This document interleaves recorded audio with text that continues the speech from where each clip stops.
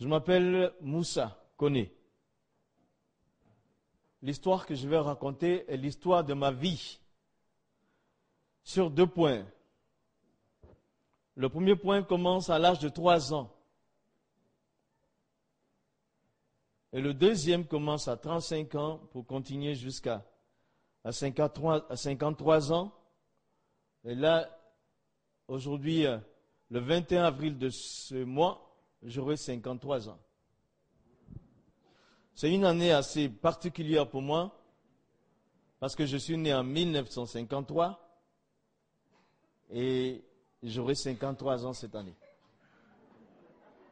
Enfin, de toutes les façons, si le 21 avril arrive, que je suis encore sur terre, gloire à Dieu, ce sera bon anniversaire.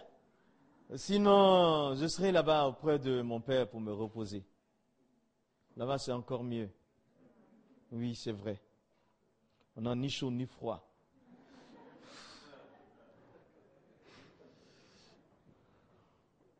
Donc, mon grand-père s'appelait Sékou Koné. Mon père, il s'appelait Ibrahima Koné. Mon grand-père avait 40 enfants, parmi lesquels il y avait 13 imams. Mon père était le 12e imam. Et il y avait un de mes oncles qui était le 13e. Et moi, je fus le 14e imam de la génération suivante. Un imam, c'est comme un pasteur, mais de l'autre côté. Mon père était un missionnaire de l'islam. Dans chaque ville où il allait, il bâtissait une mosquée et puis il avait des gens acquis à la cause d'Allah. Moi, je l'admirais. Mon père était pour moi un héros. Je voulais être un imam comme mon grand-père. Je voulais être un imam comme mon père. Dans la famille, on est 3 enfants. L'aîné s'appelle Aminata. Elle est née en 47. Le deuxième, c'est Ahmed. Il est né en 50. Et le troisième et dernier, c'est Moussa. Il est né en 53.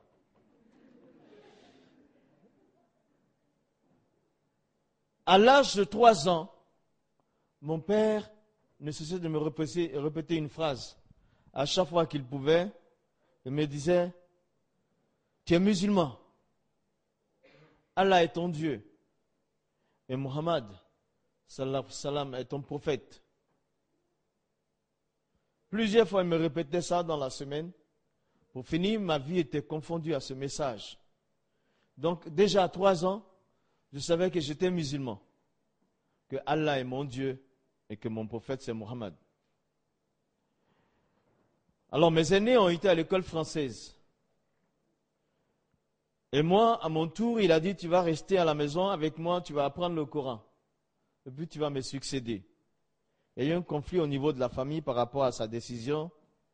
Il voulait bien que je le succède. La famille voulait. Mais ils ont dit, nous sommes à une époque où il faut parler le français. Donc il faut qu'il aille à l'école. Mon père a cédé.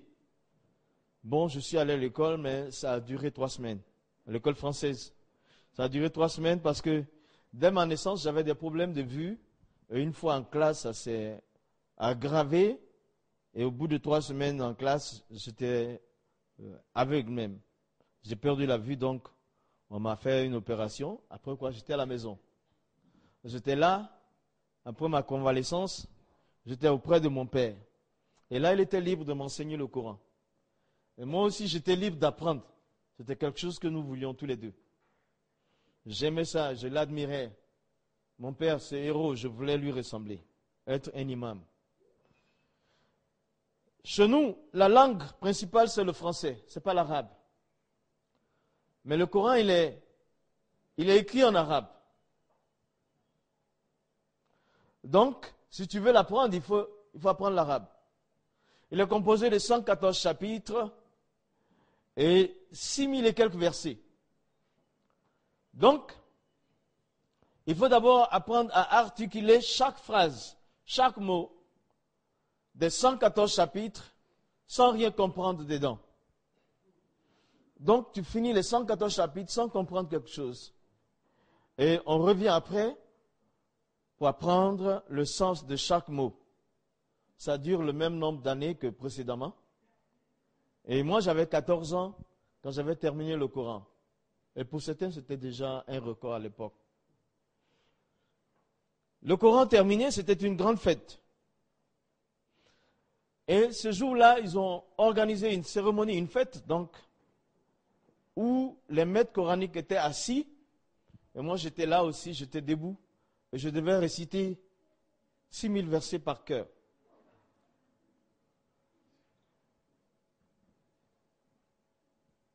Alors, ça s'est passé.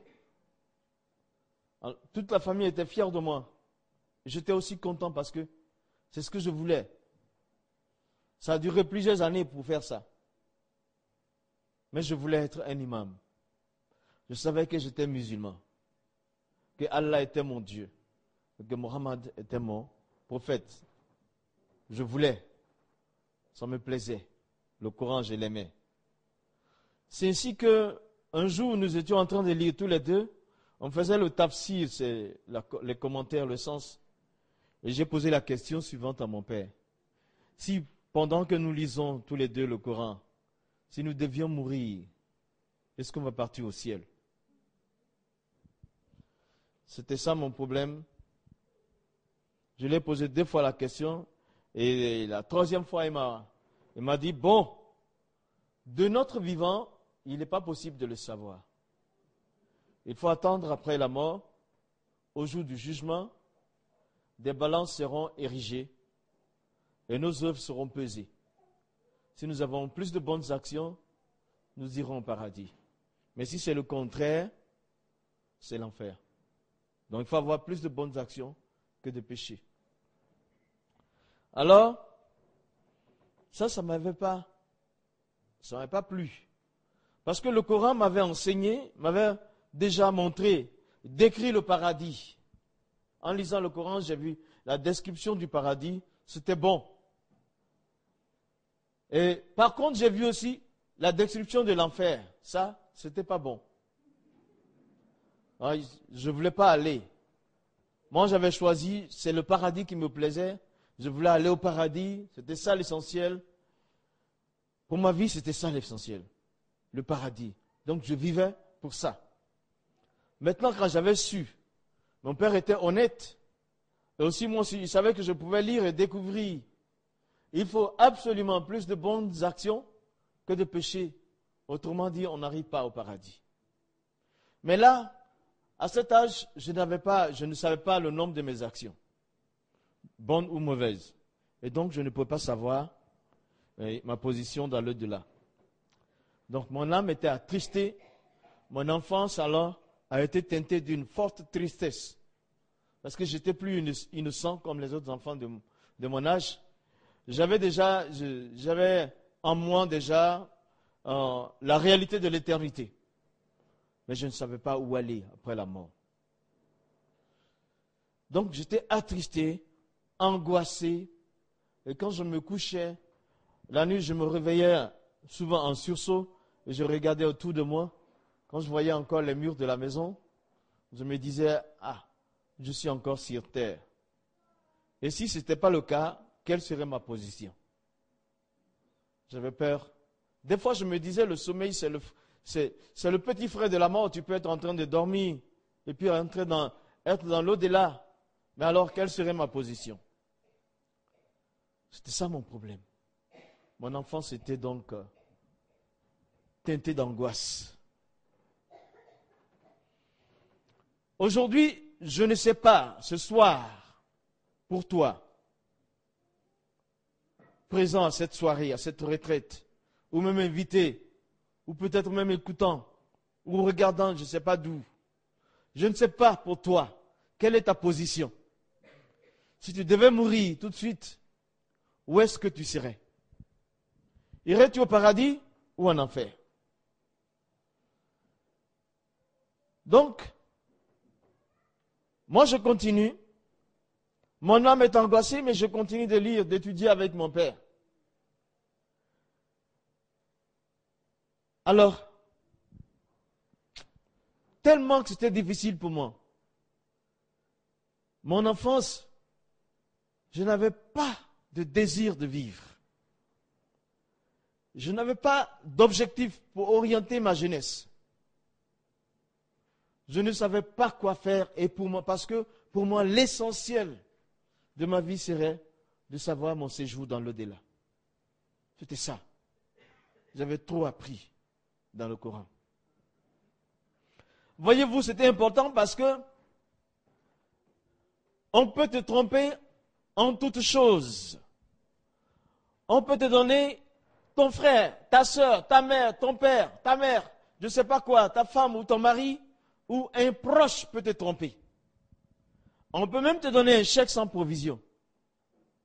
Mais pour le salut de ton âme, si tu es trompé, tu as tout perdu. Tu n'auras pas l'occasion de refaire. Est-ce que ce soir, tu es prêt à la rencontre de ton Dieu? Si tu devais passer dans l'éternité. J'ai continué de chercher, de lire, d'apprendre avec mon père. Au point où mes aînés sont partis, ils ont quitté la famille, les deux. J'étais resté seul. La fille, elle était devenue institutrice. Ma grande sœur, elle s'était mariée. Et mon frère, à 18 ans, il avait son bac, il est rentré, il est venu en France. Et j'étais seul. Donc, on n'avait pas une famille riche. Donc, à mi-temps, je travaillais dans la journée, je faisais des petits contrats. Je ramenais l'argent à la maison. Et le soir, j'étais dans la mosquée. Quand mon père, quand il voyageait, je conduisais tout. Et même souvent, quand il est là, il est fatigué ou malade, je conduisais la prière.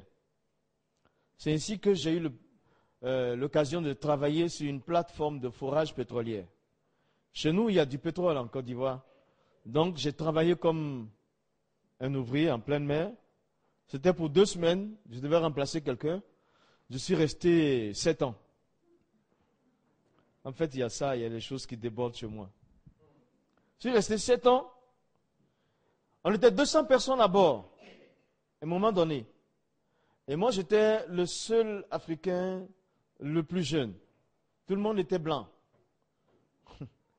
Et c'était des anglophones, les Américains, les Britanniques et autres choses. Bon, j'ai appris à parler l'anglais comme ça. Alors, le capitaine du bateau, il m'a aperçu. Il me voyait, c'est sûr. Mais ce qui l'a intéressé, c'est mon nom.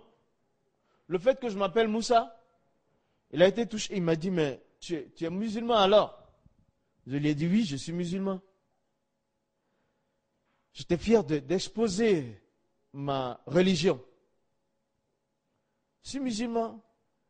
Alors il me dit, je viens ce soir te voir dans ta cabine. Moi, je travaillais de 6 heures le matin à 18 heures le soir. Il y avait un autre groupe qui commençait de 18 heures à 6 heures. On travaillait 12 heures par jour sur la plateforme. Et ce soir-là, j'étais assis. Et lui, il était le commandant. La première personnalité à bord. Et moi, j'étais la plus petite. Il dit qu'il viendrait me voir dans ma cabine. C'était un honneur. Et je ne croyais pas qu'il allait venir. Ce soir-là, après avoir prié, j'étais assis, je lisais mon Coran tranquillement. J'ai entendu frapper, j'ai ouvert la porte. C'était M. Welford, le commandant qui était là, tout souriant. Et moi, j'étais honoré de le voir. J'ouvre la porte. Il rentre. Mais en rentrant, j'ai vu dans ses mains un livre. Le livre était noir. Un livre noir écrit dessus, Sainte Bible. C'était écrit en anglais, Holy Bible.